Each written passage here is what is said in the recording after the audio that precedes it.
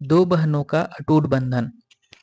एक छोटे से गांव में जहां सूरज की किरणें खेतों पर सोना बिखेरती और हवा में मिट्टी की सौंधी खुशबू घुली रहती थी, वहां 10 साल की एक नटखट और चुलबुली लड़की रहती थी जिसका नाम था आकांक्षा। गांव में उसे सब प्यार से अक्कू बुलाते थे। अक्कू अपने माता पिता की इकलौती संतान थी और घर में खूब लाड़ प्यार से पली थी। उसे कहानियां सुनना और तितलियों के पीछे भागना बहुत पसंद था। एक दिन अक्कू के जीवन में एक बड़ा बदलाव आया। उसके चाचा चाची के घर एक नन्ही परी ने जन्म लिया। यह खबर सुनकर अक्कू खुशी से झूम उठी। उसने अपनी माँ से पूछा, माँ, क्या मैं उसे देखने जा सकती हूँ? माँ ने मुस्कुराते हुए हाँ कहा। जब अक्कू ने पहली बार अपनी छोटी चचेरी बहन को देखा तो उसकी आंखें चमक उठी। वह इतनी छोटी और नाजुक थी। अक्कू ने धीरे से उसके गाल पर उंगली फेरी और फुसफुसाई, यह कितनी प्यारी है। उसके चाचा चाची ने बच्ची का नाम रिया रखा। रिया के जन्म के कुछ महीनों बाद चाचा चाची को काम के सिलसिले में शहर जाना पड़ा। गांव में रिया की देखभाल करने वाला कोई नहीं था और शहर में उनके लिए माहौल नया था।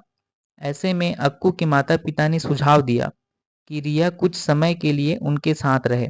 अक्कू यह सुनकर बहुत उत्साहित हुई। उसे लगा कि अब उसका कोई साथी होगा जिसके साथ वह खेल सकेगी और अपनी सारी बातें साझा कर सकेगी। रिया जब अक्कू के घर आई तो केवल 6 महीने की थी। अक्कू ने तुरंत बड़ी दीदी की भूमिका संभाल ली। सुबह उठते ही सबसे पहले वह रिया के पालने के पास जाती। रिया के नन्हे नन्हे हाथ पैर हिलाने और उसकी भोली मुस्कान देखकर अक्कू का दिन बन जाता। अक्कू ने रिया की देखभाल में अपनी माँ की बहुत मदद की। वह रिया को दूध पिलाने में मदद करती, उसके कपड़े बदलने में हाथ बटाती और उसे सुलाने के लिए लोरी भी गाती। अक्सर रिया को सुलाते सुलाते अक्कू खुद ही सो जाती थी। जब रिया रोती तो अक्कू अपनी सारी पढ़ाई छोड़कर उसके पास भागती और उसे बहलाने की कोशिश करती। कभी उसे खिलौने दिखाती तो कभी उससे बात करने की कोशिश करती, जैसे रिया उसकी बात समझ रही हो। धीरे धीरे रिया बड़ी होने लगी। उसने घुटनों के बल चलना सीखा, फिर धीरे धीरे कदम बढ़ाना शुरू किया। उसका हर पहला कदम अक्कू के लिए किसी उपलब्धि से कम नहीं था। अक्कू रिया को चलना सिखाती, उसका हाथ पकड़कर पूरे घर में घूमती। जब रिया बोलने लगी तो उसका पहला शब्द दीदी था।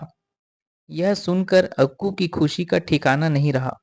उसे लगा जैसे उसे दुनिया का सबसे अनमोल तोहफा मिल गया हो। रिया थोड़ी बड़ी हुई तो दोनों बहनें मिलकर खेलती।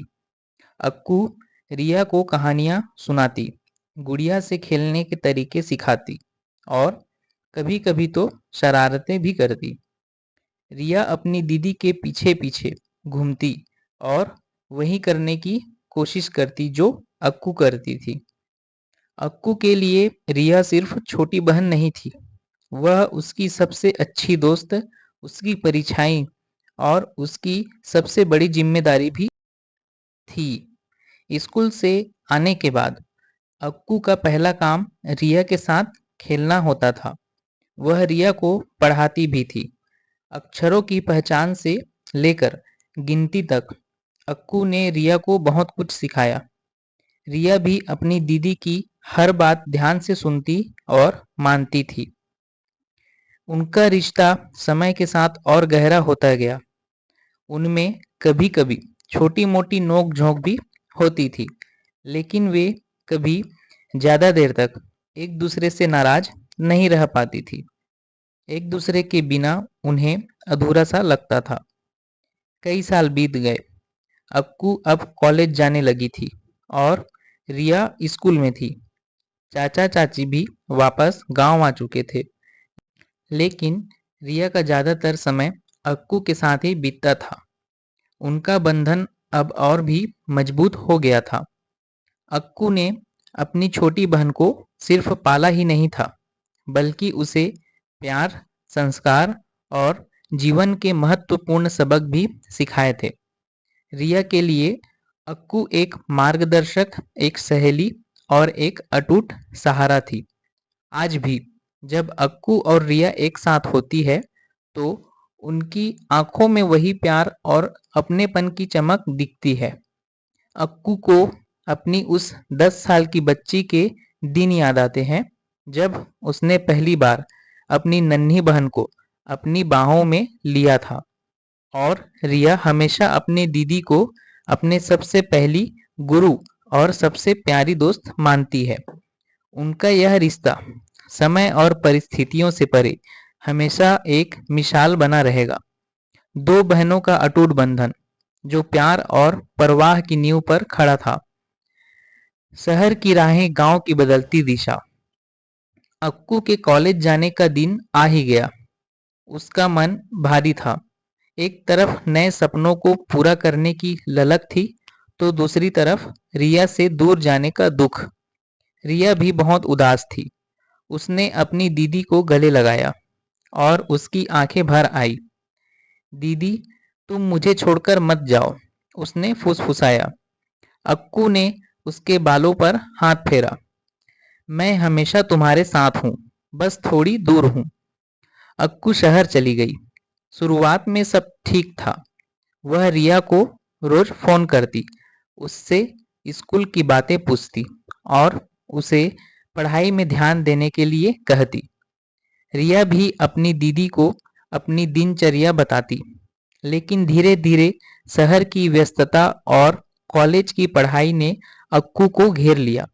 उसके फोन कॉल कम होने लगे और रिया से उसकी बातचीत भी छोटी होती गई।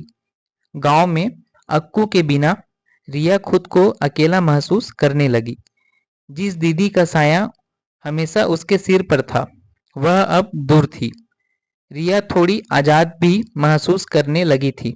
उसके माता पिता भी खेतों के काम में व्यस्त रहते थे और रिया को ज्यादा समय नहीं दे पाते थे। इसी दौरान रिया की दोस्ती गांव के कुछ ऐसे बच्चों से हो गई जिनकी संगत अच्छी नहीं थी। पहले तो रिया को उनके साथ घूमना और शरारतें करना मजेदार लगा। वे अक्सर स्कूल बंक करते, चोरी छिपे फिल्में देखने जाते और छोटी मोटी चीजें चुराने की हरकतें भी करने लगे। रिया, जो हमेशा अपनी दीदी के दिखाए रास्ते पर चलती थी, अब धीरे धीरे भटकने लगी। वह पढ़ाई से जी चुराने लगी, स्कूल में लेट आने लगी और कभी कभी तो बिना बताए घंटों घर से गायब रहती। अक्कू को जब कभी फोन पर रिया की आवाज में बदलाव महसूस होता, तो उसे चिंता होती। रिया टाल मटोल करने लगी थी, सवालों के जवाब ठीक से नहीं देती थी।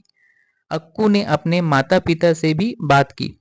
उन्होंने भी बताया कि रिया आजकल थोड़ी बदल गई है, ज्यादा बोलती नहीं है और घर में भी कम रहती है।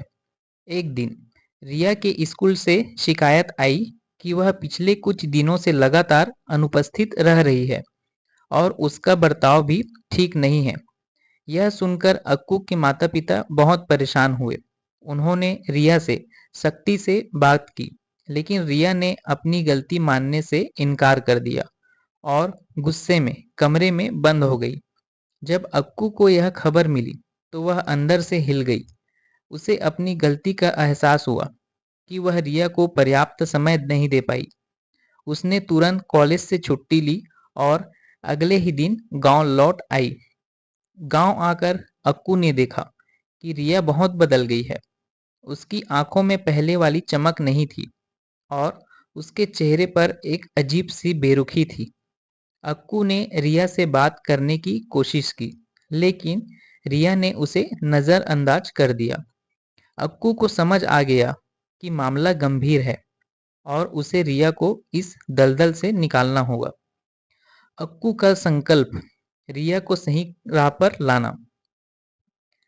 अक्कू ने देखा कि रिया बहुत बदल गई है।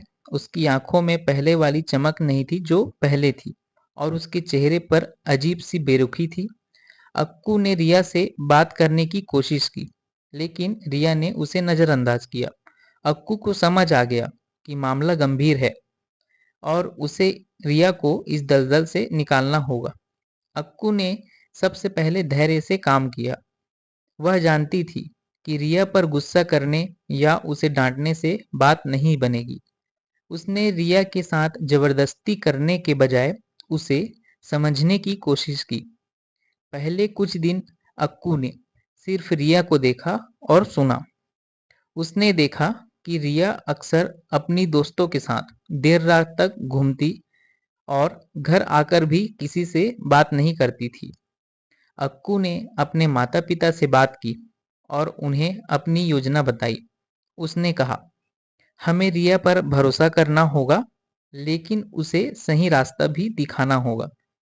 अक्कू ने रिया के उन दोस्तों के बारे में पता लगाना शुरू किया जिनसे रिया की दोस्ती हुई थी। उसे पता चला कि वे बच्चे अक्सर स्कूल छोड़कर बाहर घूमते थे और छोटी-मोटी चीजें चुराते थे। एक दिन अक्कू ने रिया को अपने पास बुलाया।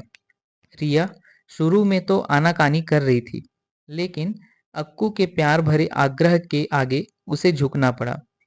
अक्कू ने उसे गले लगाया और बिना किसी शिकायत के सिर्फ उससे उसके दिन के बारे में पूछा। रिया ने बहुत कम शब्दों में जवाब दिया। अक्कू ने उसे अपनी कॉलेज की कहानियां सुनाई, अपने दोस्तों के बारे में बताया और कैसे वह अपनी पढ़ाई में संघर्ष कर रही थी। उसने रिया को यह महसूस कराया कि वह अकेली नहीं है और अक्कू हमेशा उसके साथ है। धीरे-धीरे अक्कू ने रिया के साथ क्वालिटी टाइम बिताना शुरू किया।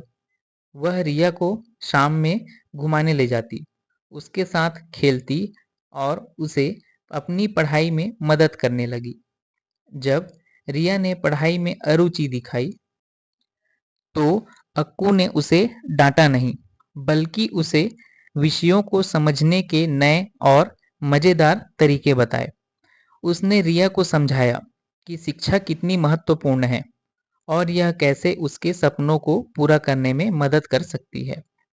अक्कू ने रिया को उसकी पुरानी यादें भी याद दिलाई, कैसे वे बचपन में एक साथ खेला करती थी, कैसे अक्कू उसे कहानियां सुनाती थी और कैसे रिया उसे अपनी हर बात बताया करती थी। अक्कू ने रिया को बताया कि वह उसे कितना याद करती है और उसकी कमी महसूस करती है। धीरे-धीरे रिया का दिल पिघलने लगा। उसने अपनी दीदी का प्यार और समर्पण महसूस किया। एक शाम रिया ने रोते हुए अक्कू को सब कुछ बता दिया, कैसे वह अकेलेपन और बोरियत के कारण गलत संगत में पड़ गई थी, कैसे उसके दोस्तों ने उसे गलत काम करने के लिए उकसाया और कैसे उसे अपनी गलतियों का एहसास हो रहा था।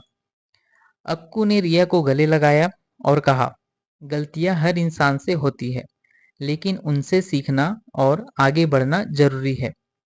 अक्कू ने रिया को उन गलत दोस्तों से दूर रहने की सलाह दी और उसे समझाया कि सच्चे दोस्त वे होते हैं जो हमेशा हमारा भला चाहते हैं।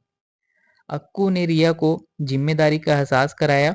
उसने रिया को घर के कुछ काम दिए और समझाया कि कैसे उसका व्यवहार उसके माता-पिता को प्रभावित करता है। अक्कू ने रिया को आत्मविश्वास वापस दिलाने में भी मदद की। उसने रिया को प्रोत्साहित किया कि वह स्कूल वापस जाए और अपनी पढ़ाई पर ध्यान दे।